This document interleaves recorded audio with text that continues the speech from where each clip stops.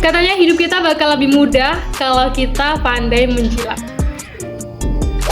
Halo, aku Naya. Hari ini aku mau review buku yang cukup fenomenal buat aku. Dan ini dia bukunya. The Principle of Power, ditulis oleh Dion Yulianto, seorang penulis asal Yogyakarta. Tebelnya cuma 170 halaman, dan menurut aku cocok sih buat teman-teman yang nggak suka baca buku tebel-tebel. Ya 3 minggu cukup lah untuk menghabiskan satu buku ini. Tapi disclaimer teman-teman, sebelum aku mereview buku ini, teman-teman harus ingat dan sadar betul bahwa segala informasi yang akan teman-teman dapatkan, entah itu dari buku, dari film, atau dari video-video di Reels Instagram atau TikTok, teman-teman harus selalu menggunakan daya akal kritis teman-teman, supaya teman-teman bisa menyaring mana informasi yang benar dan tidak benar. Di sini aku cuma mereview aja ya, bukan ngasih tahu bahwa ini benar atau tidak seperti itu. Nah, buku ini sebenarnya nggak berat-berat amat, karena buku ini berisi tentang tips and trik bagaimana kita bisa menjalani hidup dengan mudah, bisa membangun kewibawaan dan rasa hormat, dan tingkat kepercayaan diri yang tinggi. Buku ini berisi 33 bab, tapi aku bakal nge-review satu bab aja yang mungkin bisa menjadi landasan acuan ketika teman-teman ingin membaca buku ini lebih lanjut. Salah satu bab yang menurut aku cukup fenomenal adalah bab tentang jangan menonjolkan keunggulan diri di depan atasan.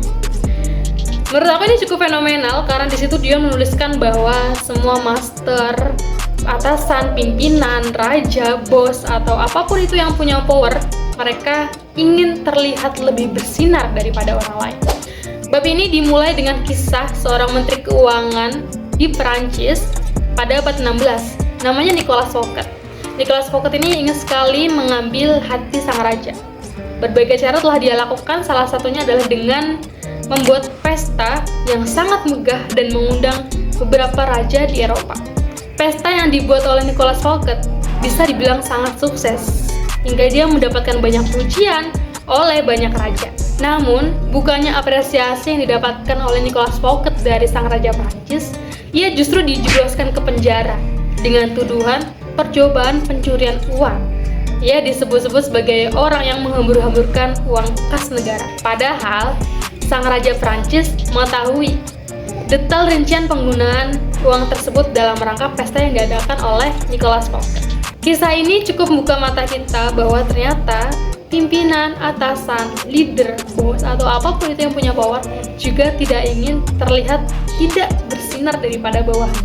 Mereka pengen terlihat lebih unggul dong, jauh lebih hebat, lebih berprestasi, pokoknya lebih lah daripada yang lain. Dion juga menuliskan bahwa jika kita ingin selamat, maka kita harus menjadi orang yang low profile. Maksudnya, orang yang rendah hati, rendah diri, dan tidak mudah menonjolkan kelebihan dan keunggulan kita di depan orang yang punya power yang lebih kuat. Dengan alasan keamanan, mungkin kita bisa setuju dengan statement itu. Namun, di situasi-situasi tertentu, seperti ketika dimintai tolong atau situasi darurat, ya kita tentu saja harus menunjukkan kelebihan dan keunggulan kita. Dion juga menambahkan bahwa jika kita ingin lebih selamat, maka kita harus pandai menarik perhatian orang lain. Trik ini telah digunakan sejak beberapa tahun yang lalu dan terbukti efektif dan teruji.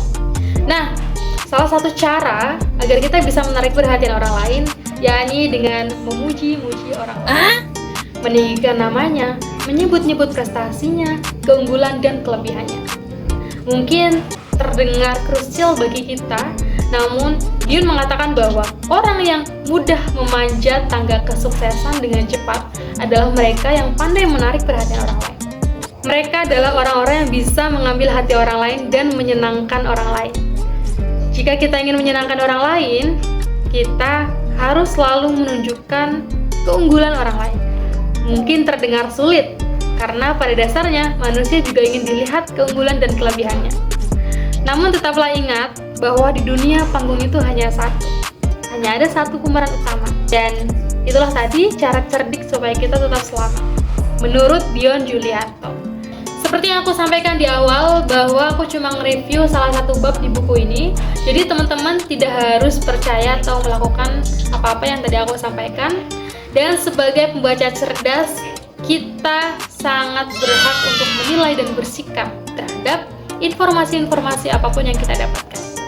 Nah, jangan lupa follow akun Instagram aku di @sitinaya dan subscribe akun YouTube aku di @naya_channel. Nah, itu aja.